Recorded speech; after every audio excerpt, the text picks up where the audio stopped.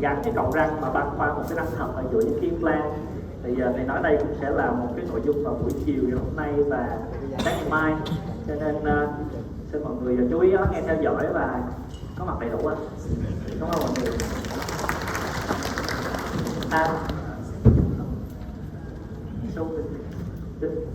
Chào mừng quý đại biểu, quý bác sĩ có mặt trong phiên báo cáo hội nghị chiều hôm nay. Welcome back to the conference. Xin được giới thiệu chủ tọa trong phiên báo cáo hội nghị chiều nay xin được trân trọng giới thiệu tiến sĩ bác sĩ Phạm Thanh Hà, phó giám đốc bệnh viện Răng Hàm Mặt Trung ương Hà Nội. We respectfully introduce the chairman of this afternoon, Dr. Phạm Thanh Hà, Vice Dean of National Odontostomatology Hospital. Xin được trân trọng giới thiệu thạc sĩ bác sĩ Phạm Hoài Nam, trưởng bộ môn nha chu implant trường đại học Văn Lang. Dr. Phạm Hoài Nam, Head of Science of the program. Xin được mời chủ tọa sẽ điều hành phiên hội nghị chiều nay.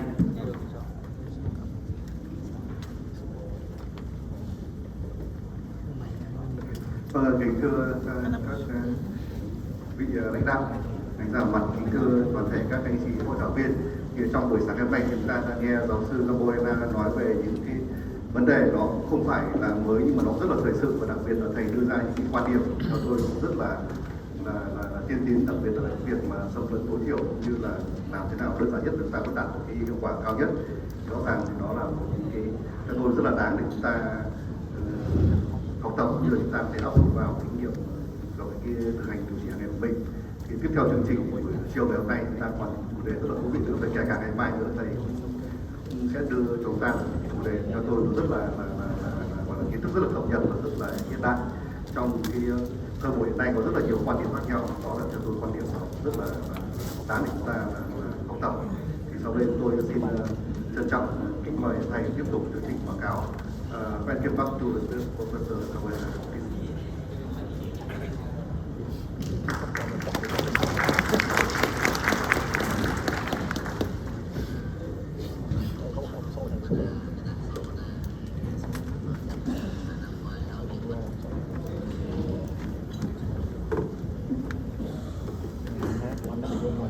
Nó bị nó yếu quá, bây giờ mày làm nét gãy.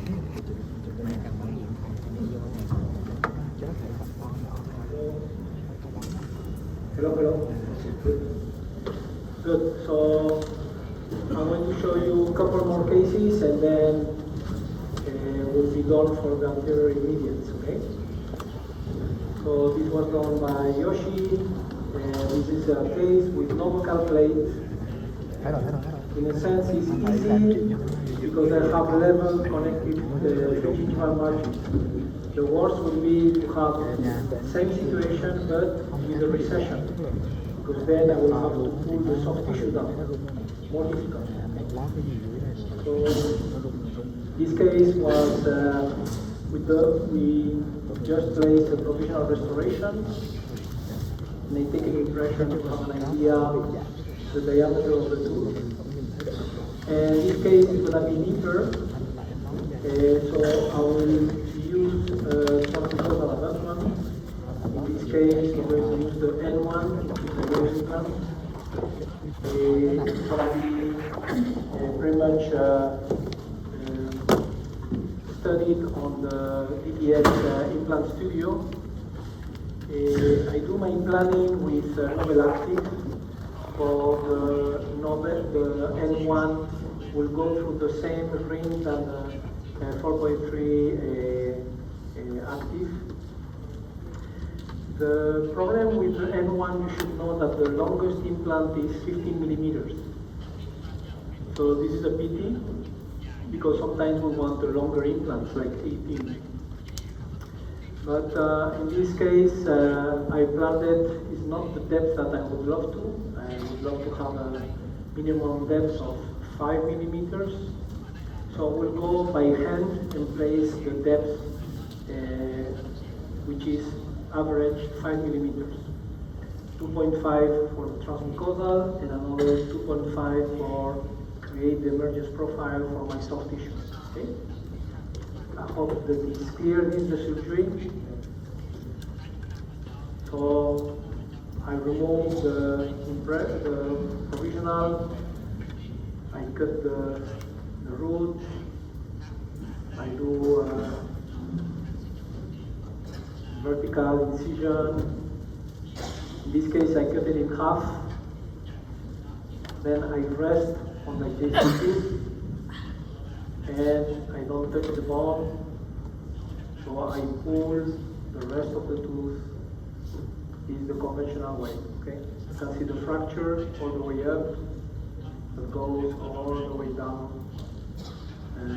So we take all the granulation tissue, we de-epithelialize in order to have a nice bonding of my cervical circular connective tissue graft. We use diamond burrs, we use laser to remove all the soft tissue from the inside of the inside aspect of the palate. I clean, I verify. You can see everything is huge, large, buccal defect. I de-epithelialize from the outside and the inside. So we'll have a faster re-epithelialization, and then I just use 2 burrs to place my implant.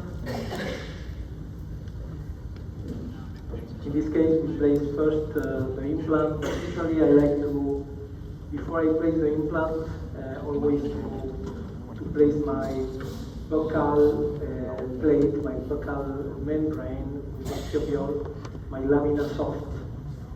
This is the typical, why I like to do the buccal first, because then I'm not messing around and touching the implant.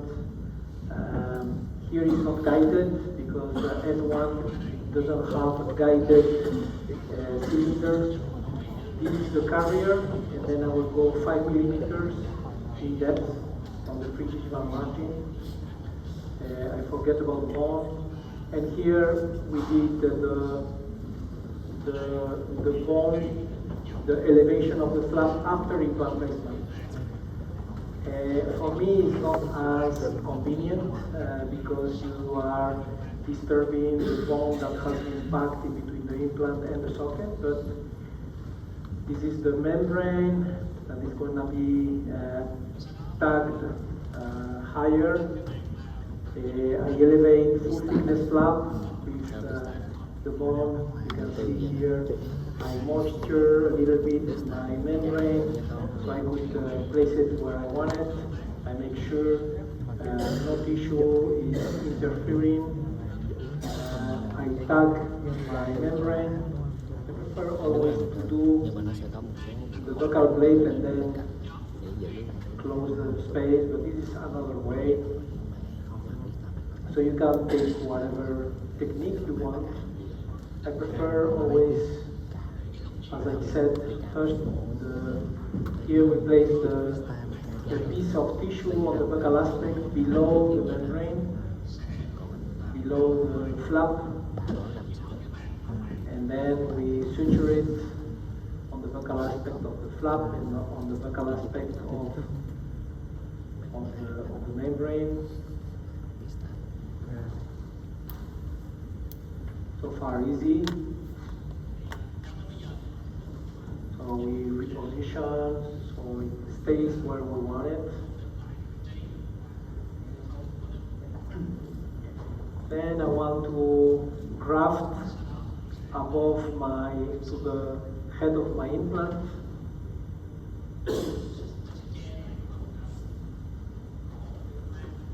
This bone has been already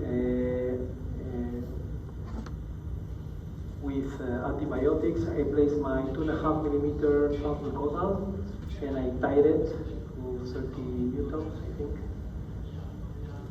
And then I packed my bone crystal to my transmucosal, always with the gas to control exactly. I take a little bit out of the cortical bone. I place I mark a little bit my chimney, and I go to the lab, I cut it, I place it back, I place a little bit of global composite so the particles of titanium doesn't go into my socket. Okay. This And then I reline same provisional with the same emergence profile in the same place that it was. Okay? And I remove everything, take it out. Here is my titanium abutment. And then I prepare my trouser for the 360 connective tissue graft around my tooth. The tooth is being screwed a little, so it moves but it doesn't follow. And I place my connective tissue where I want it, and once I like it, I squeeze it. It's too much. You can see how the tissue goes around. So I'm going to create a little bit more space on my crown to allocate the soft tissue exactly where I want. So it's like a mushroom. It's as narrow as possible for me to be able to prosthetically guide my soft tissue to the prosthetics, not the other way around. Okay. So I move it where I want it. Once I like it, I screw it in. Make sure that everything is as sealed as possible. Okay.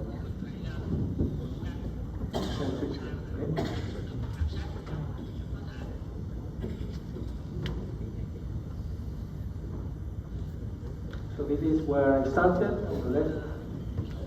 The middle 2 weeks, usually I wait 2 weeks before taking the, and this is 6 months.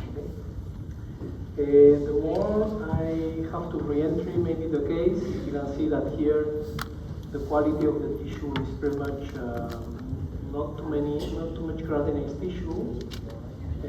We'll discuss that in the afternoon today.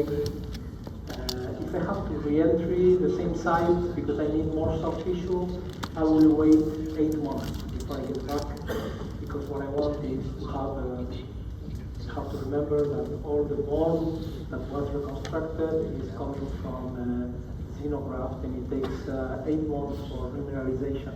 Okay? So this is the day 0, how much I plugged it. You can see it here, how much more. And this is the periapical X-rays. I almost fit the roots. You can see how much we fill the gap. And this is the try-in. Today we have the chance to have zirconia against the abutment, so we don't need the tie base, which gives a lot of problems for control of the value for the technician. You have to glue it. The biggest problem is how to, when you have a tight base, how to control the value and transfer that information to your technician, the fusion. So it's not easy. This is where we started. This is the final result. Yoshi's work. You can see here the fistula, all the problems, and you can see how much bone interproximally we were able to level with the transmucosal, and the final result. Please notice the initial situation, the day 0, and then it is about a year after the placement under function, how it looks like. You can see the resorption, the bone. So let me show you another case. This is socket type 3. This is a 9 kilo tooth. This is the first case, one of the first case I wanted to use the transmucosal. And it's a tissue recession, not only local, but also interproximal.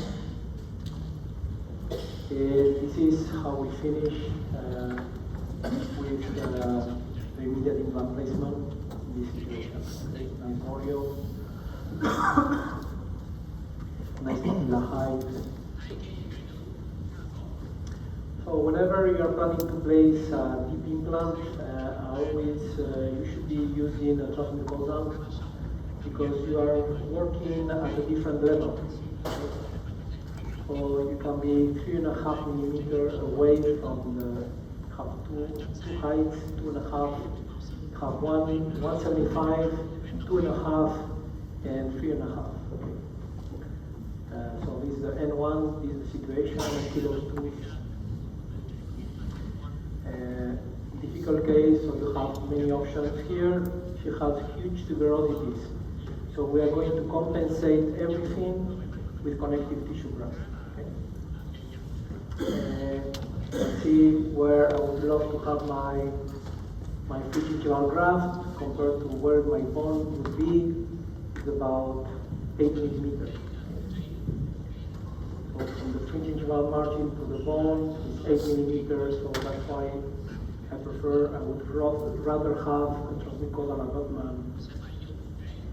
So the type 3 alien CAM class 2. So you can see that we did a composite, you can see the internal resorption. She's in pain. Usually on the surgery I never take the bone inside because that tooth becomes bone. So this is the provisional I did before. You can see very much the width. I take first the connective tissue, and you can see the huge tuberosities. To compensate vertically as much as I can. Then you go through it. It's pretty much what you have seen before. So this is the day 0, this is 1 week. And this is 3 months later. It was too wide. We wanted to improve the situation, so we decided to do second connective tissue graft to graft, especially interproximal. So I remove as much as possible, make it as close as possible to the tooth. Take the epithelium off and then do a vertical connective tissue graft, horizontal connective tissue graft from tuberosity.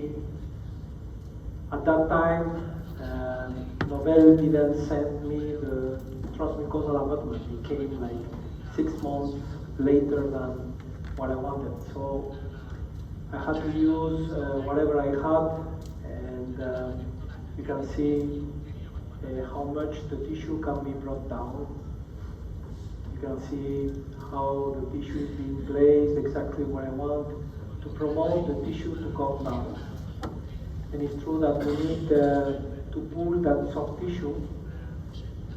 Usually I pull it in 3 ways, in the center and then in the line angles, just to bring the soft tissue towards the prosthetics. Okay? So we use the contact points to pull it into the shape. This is what it looks like. This is from Gerardo Chacon, the reverse B, and it works beautiful. It's really simple, and this is the result. 3 months later, you can see if you don't graft on top of the implant, you will never have one. It's a pity that I never was in the possibility of having the transmucosal to graft with bone as you have seen before. So it's nice to see that. This is second provisional. You can see there is no bone because I was not able to graft it above my implant head. So if you don't graft, you will never get the bone. And then we finish the case. Here she finished the case, and this is how it looks like. I did my transmucosal placement later on, like maybe 8 months later. You can see we have a beautiful result, but no one. This is a pity because we could have improved the situation in a better way. And when I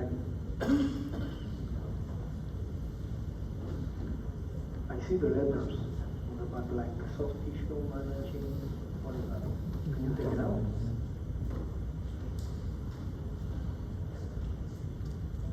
So let me show you another case where we use, here is a more difficult case because it's a recession. So the tooth has a recession, Yeah, can you take that out? Oh, better. Perfect, thank you.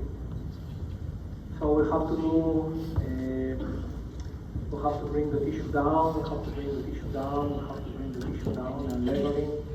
This is a crown that I made 20 years before, metal ceramic. You can see that we need some sort of orthodontics in order to bring those teeth back and bring the teeth down. So this was a multidisciplinary approach.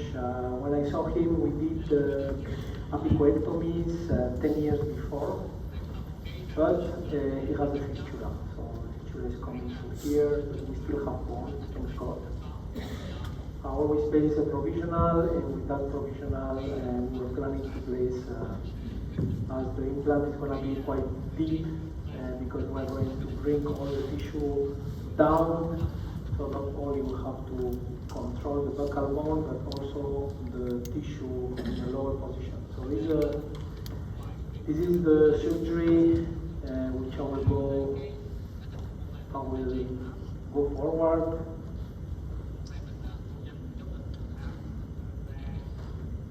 So we extract the tooth. You can see the fracture in the tooth.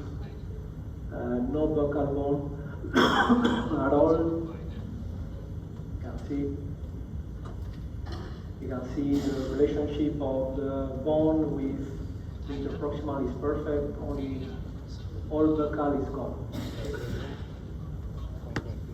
In this case, we're going to do connective tissue graft on the buccal, interproximal, because it's less than 10 millimeters from the facial marking. We use laser, we clean it as much as we can. We place our N1, we pack the bone, we position it exactly where we thought it would be. You can see now the space. We want to fill it with bone. And place our provisional abutment. We pack the bone all around. You can see how we level the soft tissue. We're going to do a buccal, connective tissue, and a circular connective tissue.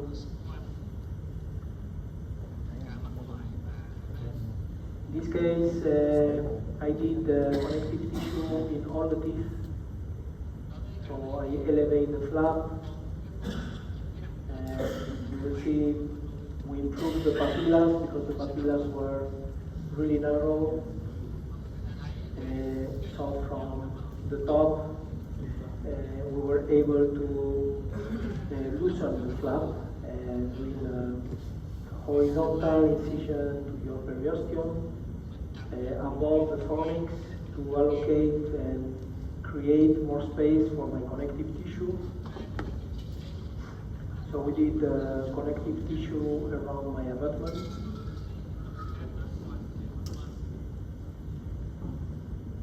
Okay. And then we did a connective tissue in all the teeth. This is something that you have never probably seen. That's why I want to show it to you. I want to anchor that soft tissue that is coming from the palate to the interproximal. So, and then I will add another piece on the crown. Okay. So in this case, we use endogame from Straumann. We edge the roots with ETA. We suture the tissue on the crown. We did the same on the buccal, on the implant to compensate the recession. And then we fix the horizontal bone. Okay, and then what we want is to fix it to interproximally to the palate. Okay,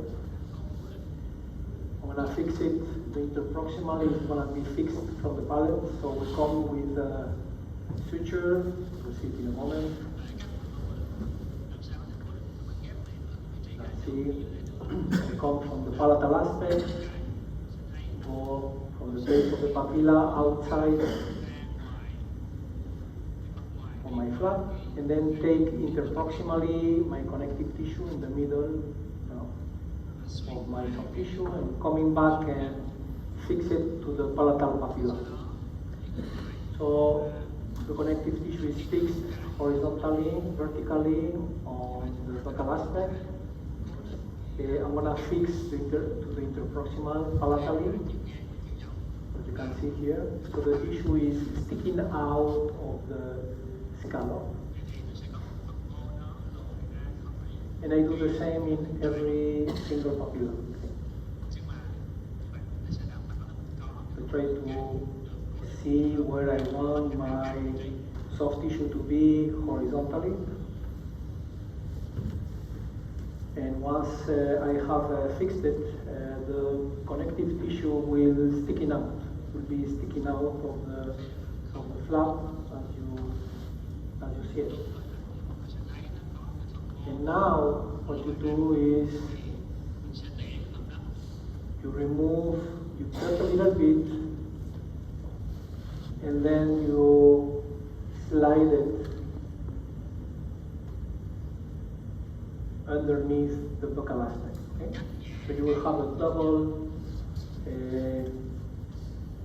double layer of connective tissue, especially when you have a really thin biotype like this guy.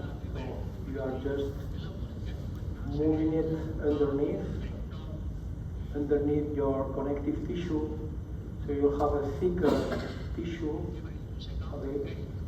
connected. So basically what you do is you are doubling your soft tissue, you are cutting away. You can see how many connective tissues this implant has. Okay? So that tissue will be supported by the crown.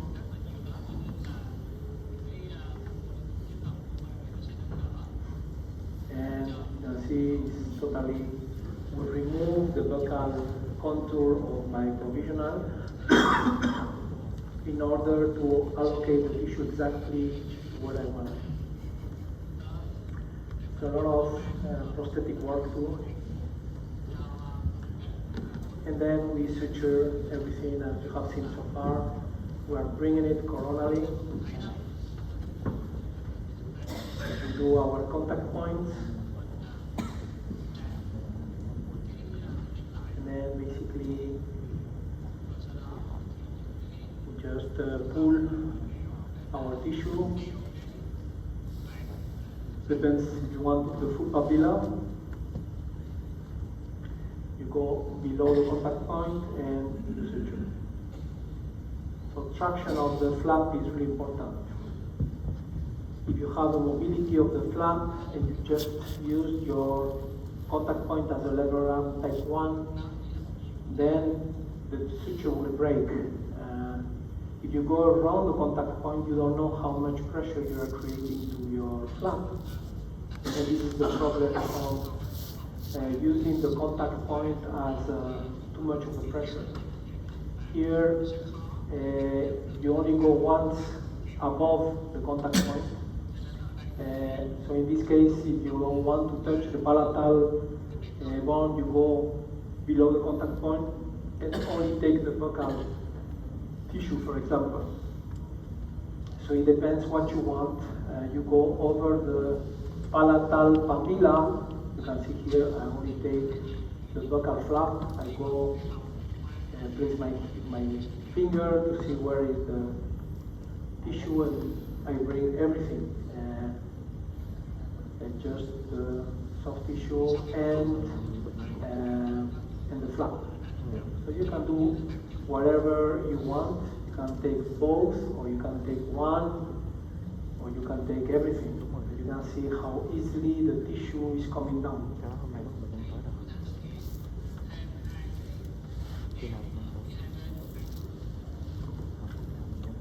Really easy. Taking everything, placing the finger, line angles, to pull the tissue exactly to meet the emergence profile of the tooth. Okay? We do that for every single tooth, and this is the situation, day of the surgery, 2 weeks.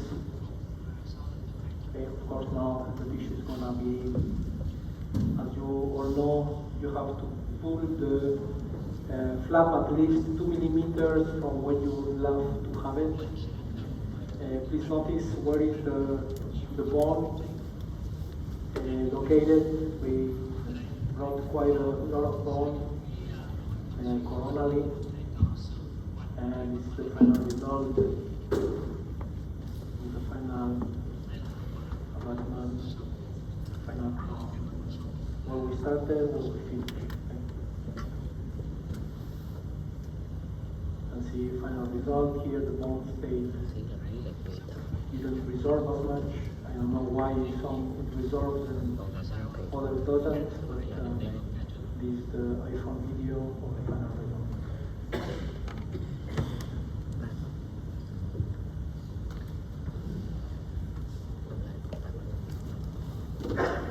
Okay, let me show you what is the problem you might face. Because at the beginning, Nobel, the N1, did have this universal tie base, which has to be glued to the crown. The problem is, if you glue this into the crown, even though this is in gold, it will affect the value of the restoration. So it's difficult to try it. Usually we glue with cyanoacrylate just for trying and just for occlusion and contact points, and I would like to share with you how we do it. This is a class 2 case, so we have a recession here, and we're going to place an implant that is a little bit deeper, and we use the transmucosal. The problem of using transmucosal is also the tooth. The narrower, the smaller the tooth, the more difficult it is to pack the bone in between the root and the implant, because the implant becomes bigger, the part becomes too big. And now I would like to share also, in this case, the problematic of a huge class 2 with no contact and having a crown that I need to splint to the other teeth, so this guy doesn't move. We're going to have a recession here, an implant here, and then from here we're going to splint all the way up to the canine. Okay? So this is the planning, and this is what we did. We placed the implant, we placed our transmucosal, we did the connective tissue all around, and we did the connective tissue on the adjacent tooth also. Okay? So this is the surgery, but I will go forward.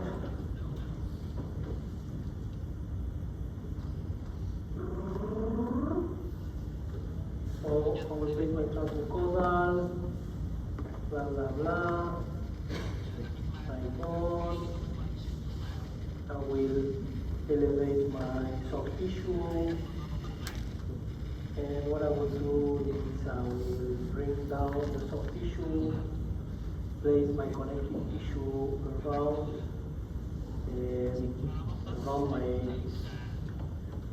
my crown, and do also the recession of the canine. Okay, you can see how I'm modifying and tailoring in front of you with the video. The space, the smaller the space, the more you have to be careful the way that you tailor the tissue. Maybe you have to remove it because it's too much. So you have to go to a stage where the soft tissue gets in and is not coming out. You can see all the little steps we need to perform in order to get to a situation where I can place my, you can see all the space that we allow for the connective tissue to be entrapped.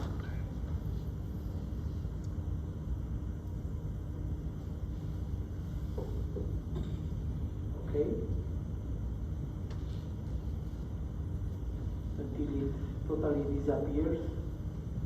When I move the flap forward, and everything disappears. Okay? So you can see the connective tissue is just around my crown, my provisional crown. And then what I'm going to do is I'm going to pull all the connective tissue down. I'm going to grab my canine on the buccal aspect, the sling suture. And then what I'm going to do is I'm going to pull the ronco. It's a French periodontist. It's a great suture. You go to the line angles, and then you go below the contact point. You cross in front, and you cross in front of the verticals, and you go from front to back in the suture. So for me, this is an amazing, with one shot you bring the tissue down and against the tooth, really efficient. You will see it in the next tooth. My connective tissue has not been really perfectly adapted, but you can see how much it's like an age. This guy has a book of quintessence. It's called tunnelization. I learned this from him, and it's a great. So you go from line angle again, from line angle to line angle, and then you go from back to front. You cross over from front to back. And then you pull the tissue down and you bring it against. So it's a great and really nice. So you can see when the patient leaves, is the healing, the top, and the bottom 2 weeks. So the problem now I have to this ring. I have to create the pressure on the line. And now I have to, how do I split the crown to the rest of the teeth? Okay. So usually we do something in zirconia all the way up to the incisal edge. And we only do layering of the porcelain on the buccal aspect. Problem is when you use this type of metal connection, it becomes the tooth becomes gray. If you bond, it's difficult to take it out. So we use a cyanoacrylate to glue it in order for us to see the value. We know that it's grayish. Usually, Yoshi, what it does, it makes opaque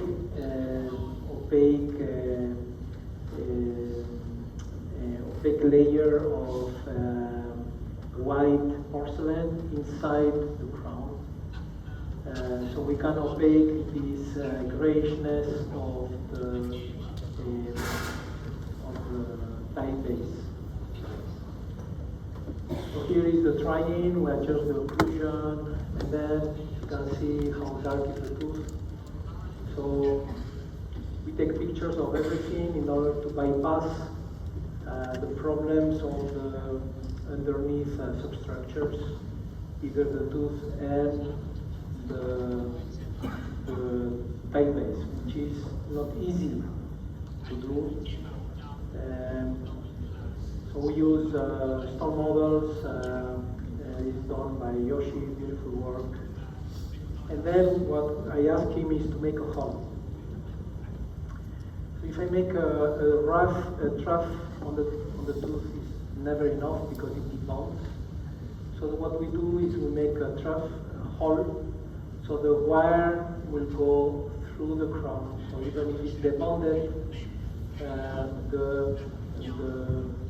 the wire will maintain the crown and won't extrude. Okay? So we go through all the universal base cement. We like the multi-unit hybrid cement, which is the whitest you can find on the market. And we have to bond it. Once we like the color, you can see the little. You can see the. I'm sorry. You can see the layering of opaque white layering of ceramics in order to opaque the dark structure, and we do the same for the implant.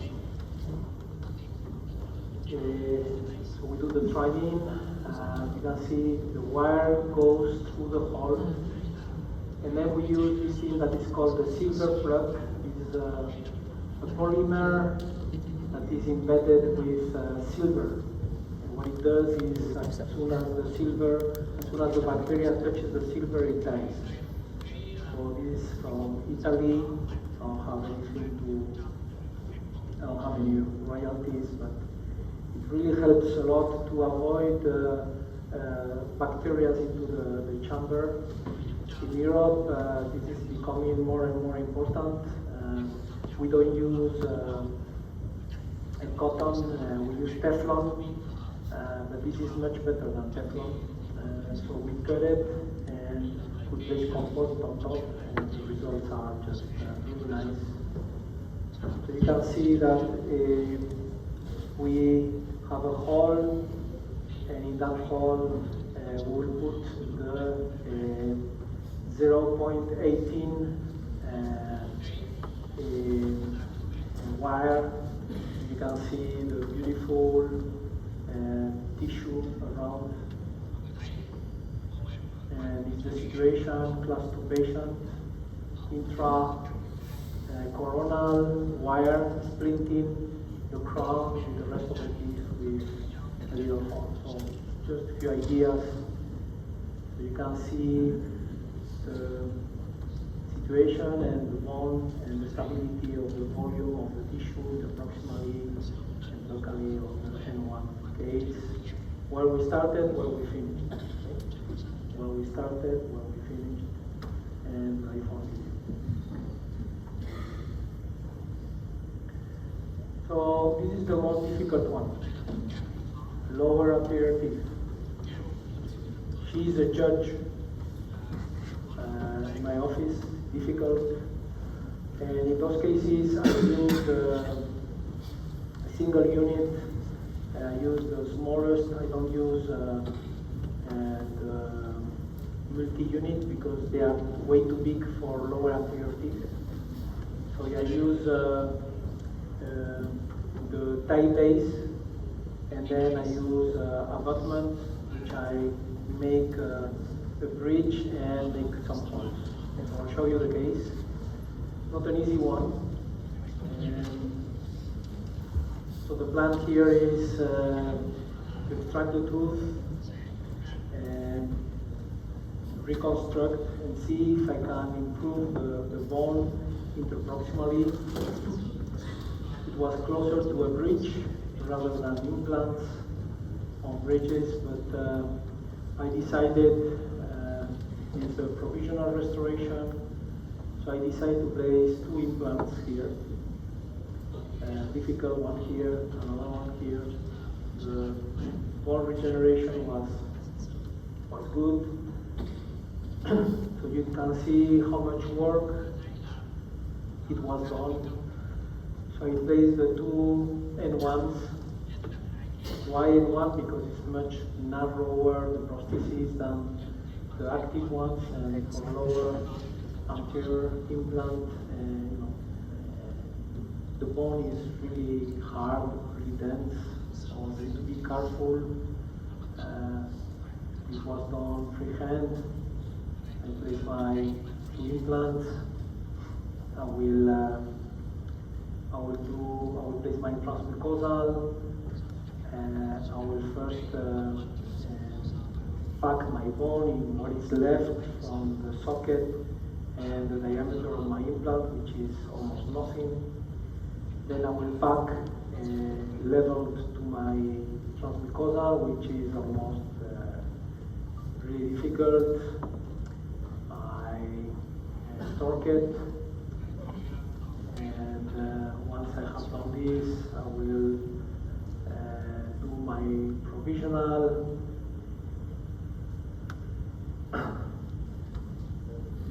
Reline the same provisional on the same that I have into my titanium abutments. Protect the socket. Reline my provisional.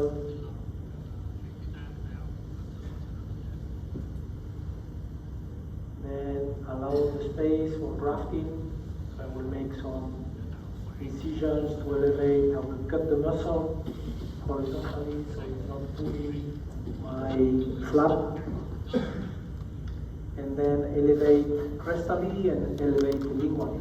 Actually, the elevation of the lower flap is much easier because you can elevate from the buccal and from the palatal. So I go above the muscle, I cut the muscle on the base horizontally in order to elevate all the soft tissue. I go lingually and try to elevate the periosteum, bring all the soft tissue that you have seen and suture it crestally.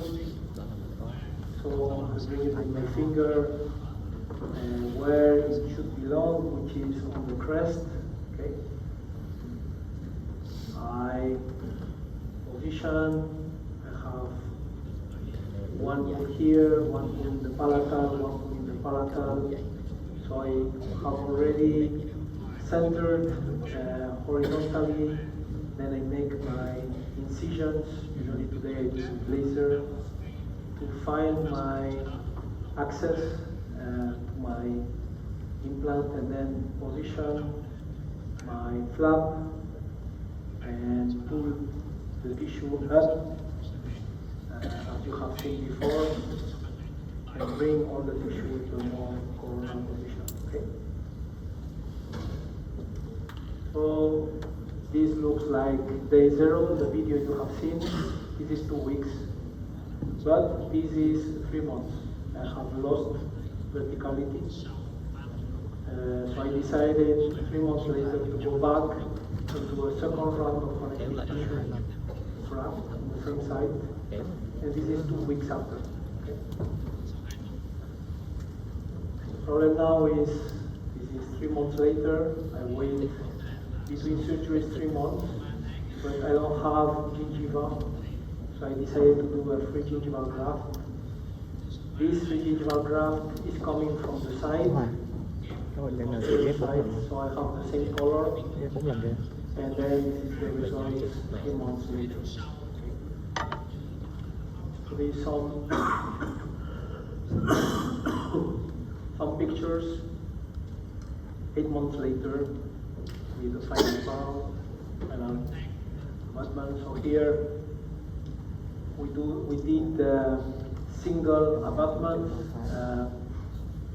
screw retain into the implants, and then a bridge that is perforated on the palatal aspect, and so to bypass a little bit the problems and come up with a 3-unit bridge where we have 1 implant, 1 pontic, 1 implant, natural tooth, natural tooth, natural tooth, composite, composite. Bleaching is iPhone video. So you can see where we started, where we finished. Implant, pontic, implant, natural tooth. I would love to talk briefly from posterior. I don't have too much to tell you about anterior. And on the posterior today, I'm just using a lot of 101 because I can gain bone vertically. So I wanted to share with you some ideas. This is old cases. Not necessarily I place my implant on the center of both roots. Sometimes I place what I like is to place my implant where I have the biggest bone walls. Okay?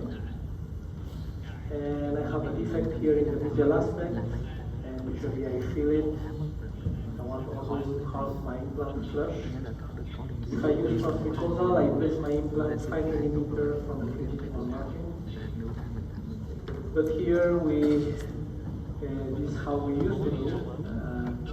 Today I always use the transmucosal abutment because I gain a lot of verticality. Okay? So this was mixed with hyaluronic acid, and I place a gas. This gas is going to be the space for my connective tissue. So if you want to have a perfect, beautiful posterior implant, do a connective tissue. This is floral composite, nothing new. We have done this since the 90s. It is the space for my connective tissue. So I polish, and then I take my connective tissue and I will graft it crestally. If you don't graft on the posterior, you know that you will get the resorption of 1 mm vertically, 2 mm collapse. It's normal. But if you graft, you'll have almost no collapse. Beautiful. So you can suture it if you want to position. So the connective tissue doesn't move once you place your thin abutment. And the connective tissue has to disappear. Okay? It looks like nothing was placed. You see there. You can place hyaluronic acid. You can punch your flap. It really makes a big difference. But it's not really necessary. But if you use it, you will see the difference. Everything adds. It's not the panacea, but and usually sometimes what I use is cyanoacrylate. This is for creating a stability of the flap so food doesn't get in. And I use cyanoacrylate from the supermarket. Okay? Not the periacryl, which costs a fortune. So this is what it looks like. This is a full contour crown. You can see the bone. So today I place this is the beauty of the hyaluronic acid. It attracts, stabilizes the cloth. This is where we started, and this is where we finished. You can see the bone defect here. But usually today I place a deeper implant. I will have a transmucosal, and I have much better results bone-wise. Okay. Let me jump on this one. Let me show you where I like to use it the most. Another one is a posterior implant. If you don't do anything, well, you maybe have a chance. This palatal root, this medial root. You can see I'm trying to plant an implant on the palatal root. There is nothing. Okay. So I place my palatal implant 5 mm away from the pregingival margin. And then I place bone all around. And you can see this is where we started. The sinus is there. How I like to do it is here is the bigger defect is here compared to the medial. So usually when I have a big defect, I hope you can try to follow me. And I want to show you how I do it. I place my implant 5 mm in depth. Then I place, of course you need to have the stability of your implant above 35 newtons. Then I fill my bone with antibiotics. And then I fill the bone up to my implant head. Then I place my implant mucosa. Remember, this transmucosal you cannot compensate for angulation, so it has to be in a certain way in the middle of the horizontal table. Then I feel my creos or xenograph material up level to my transmucosal. Okay. Yes, so far so good. Yes. Okay. And now I'm gonna place my titanium abutment, my prosthetic part. Before I place my titanium, I put some composite, rubber composite on my titanium, and I dry it. Then I place my titanium with a little bit of composite, rubber composite. And then what I do is I pack bios above my titanium abutment all the way up to my fringe margin. So I bring all the way up my xenograph material. And then what I do is I take composite and cover the socket. I don't remove anymore my healing abutment, customized healing abutment, and I polish chair side. I polish, in the mouth. So I don't remove it. Whenever I have a bone defect, I always go against the teeth. So I protect the papilla. Okay? So this is 2 months, you will have bone resorption, but the resorption is pretty much level, no connective tissue graft. They put the impression. If you do connective tissue graft, it will be much better. But I want to show you, and today there is very solid research showing you that if you only use xenograft material, you will have soft tissue collapse. So this is the dual, how you call it, the dual effect. This doesn't really work, but sometimes this is where we started. Sorry. I want to show you the collapse.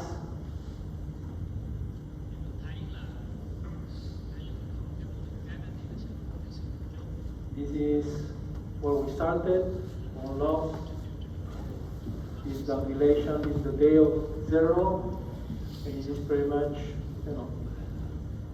we are not up here, so we gain some millimeters, okay, especially on the bone side, but it's okay, or just, you can see the collapse of the soft tissue. Thank God we had a recession on the posterior, and we put a crown, full contour crown, with a decent result, okay? With not much difficulties. Another one, palatal root, implant placement, you pack the bone, this is the molar, nice one. We have plenty of them. It's difficult to shoot a video. You can see here, if we do relay this sinus lift, today you can be traumatic. So basically you will see here the different steps. We place bone all the way up to the implant head. We place our transmucosal. We place bone all the way up to the transmucosal. We place our prosthetic part with already some flowable composite, and we fill it all the way to the frictional margin. Why I place some flowable composite? Because in this way, the flowable composite that I will place from my titanium abutment will stick better. Because if this thing breaks, everything will disappear. You have a problem. Okay? So I want to make it as thick as possible. And then what I do is I place composite, freehand. I go against the teeth. Sorry. I go with my flower composite against the teeth. So in this way, I protect the papilla through impaction, and I make it as thick as possible. Of course, I don't want to touch with antagonists, and I polish in the mouth and to the best of my abilities, and leave it there. So I leave it there at least 4 to 6 months before I go ahead and finish the case. So this is the periapical X-ray, how it looks like. You can see here. You can see the feeling of the bone and the stability of the implant is 8.5 by 5. So let me show you another one. This is more complex because we have problems on the recession. Whenever we have a recession, then I have to pull not only the soft tissue but also the bone. So here we use the membrane. So I use the membrane here to control the bone. And you can see that you can have difficult cases also on the posterior. You can see the root of 25 big defect. As we are going posteriorly, you can see that we have a problem also on the first bicuspid, which we have to do a root canal. As we are going posteriorly, the 27, 26 doesn't have focal plate. So it's difficult to manage all of this, right? So if we look at the CBCT, you can see that we have a problem on the first bicuspid. As we are going posteriorly, we have a granuloma on the second bicuspid. And then on the first molar, there is no focal plate on the medial aspect. Something that we have to reconstruct here. There is no bone at all, not even in the mesial, nor in the distal. Okay. So not an easy case. Okay. So we are planning to do the root canal on number 24, and then we'll place an implant on the palatal aspect of the molar. We did a membrane on the buccal bone, then soft tissue, then grafting, and then we move everything down. So you can see a lot of work. All the bone has been leveled to the multi-unit in this case, so we do multi-unit posterior teeth because we have 2 implants. This is what it looks like, after everything has been set. So you can see the provisional restoration and how beautiful the tissue stayed with the grafting on the buccal, and the papilla is very much leveled. And you can see how much the transmucosal helps to have a different height on the posterior. Then we did we love Procera, and it's a fantastic fit. The single crown of the natural tooth and the splinted crowns on top of the, you have the Omni grip, which can compensate up to 25 degrees on top of the implant. Looks like it's on the sinus.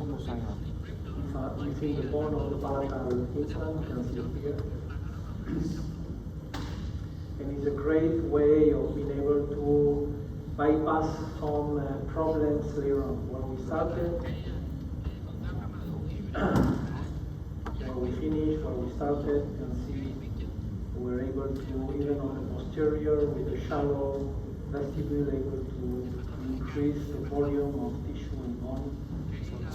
And I think it's something to bear in mind and take into consideration. So you can see canine crown on the first bicuspid, and then two splendid implants, or two implants, and papilla. As a summary, try to perform as minimally invasive surgeries as possible. Avoid bone exposure, flapless procedure, automatic extraction, primary stability. Remember, tip of the implant is crucial. Bone packing before and after the implant if you are guided. Deliver the provisional or final abutment is not as important, but you need to seal the socket, which is important for maintaining the verticality of the soft tissue and horizontality. Provide provisional restoration from day first of your implant treatment. The deeper the implant, the more transmucosal should be used. The tuberosity connective tissue graft represents the key for long-term aesthetics, and splint adjacency to limit movement is always advised. Possible retreatment for the patient, let me know. Okay? So if you have any question, I'll be more likely to handle it because I will change totally different topic now. Okay? Any questions?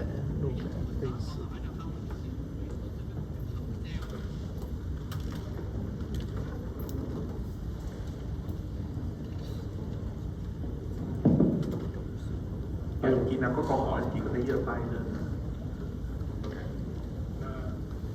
Xin mời các bác sĩ đặt câu hỏi trực tiếp trên hội trường. Bác sĩ